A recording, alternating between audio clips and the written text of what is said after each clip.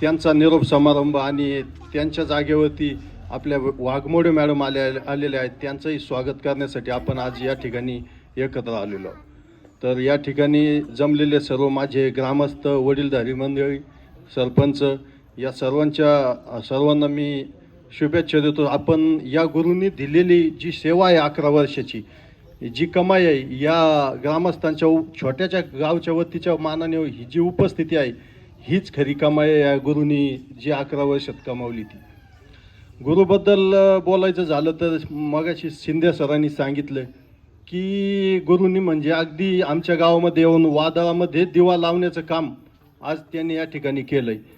या ज्या मुलांच्या भविष्यासाठी यांच्या पंखांना बळ देण्याचं काम या गुरूंनी केलं आहे.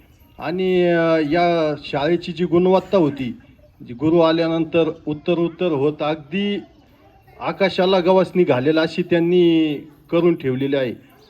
आणि गुरुच्या शिक्षणाची पद्धत असेल, मुलांना संस्कार, मुलांच्या ज्या शाळेची सुस्वच्छता असेल आणि सांस्कृतिक कार्यक्रम, कोणत्याच क्षेत्रात अशी ही आपल्या गावची शाळा नाही तर ती स्वतःची शाळा समजून त्यांनी काम केलं.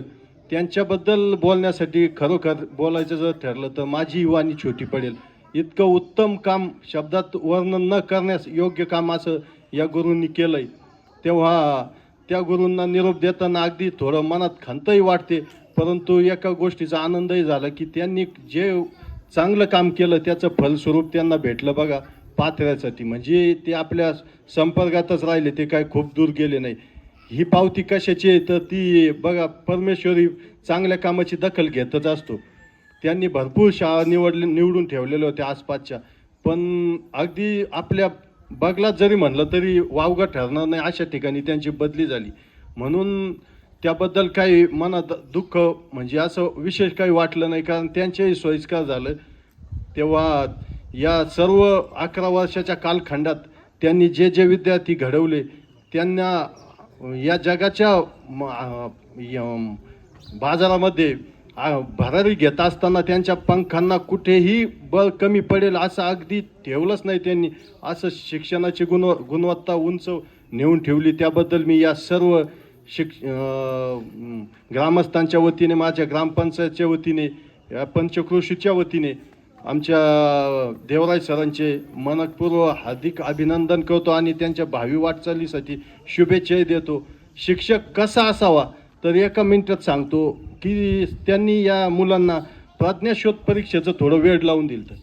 तर या संदर्भात त्यांना या शाळेतील सर्व मुलांचे पालक कधीही फोन करायचे, म्हणजे शाळेच्या वेळेच्या विरहित फोन करायचे. तर एक दिवस मुलाचा अभ्यास घेत असताना 9 वाजता मुलाला प्रश्न समजाना आणि मलाही कळाना आणि उत्तरही समजाना, इतका अवघड प्रश्न होता. तर मी गुरुला सहज फोन केला, असं वाटलं की उचलतात का नाही. 9 वाजता फोन उचलला आणि फोन उचलून सांगितलं की रामभाऊ थोडा अवघड प्रश्न आहे, मी तुम्हाला 2 मिनिटांनी फोन करतो.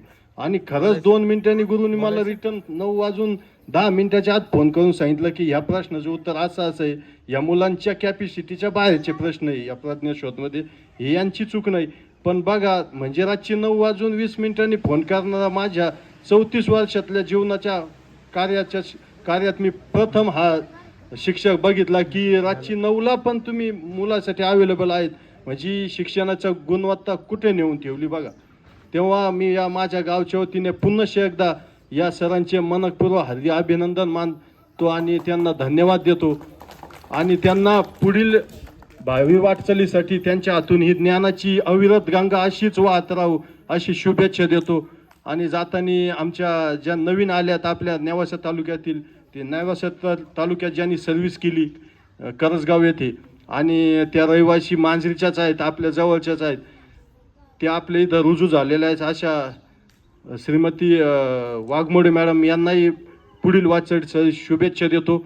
आणि त्यांनी ही ज्ञानाची अविरत गंगा अशीच पुढे चालू ठेवावी अशी अपेक्षा ठेवतो आणि थांबतो. जय हिंद.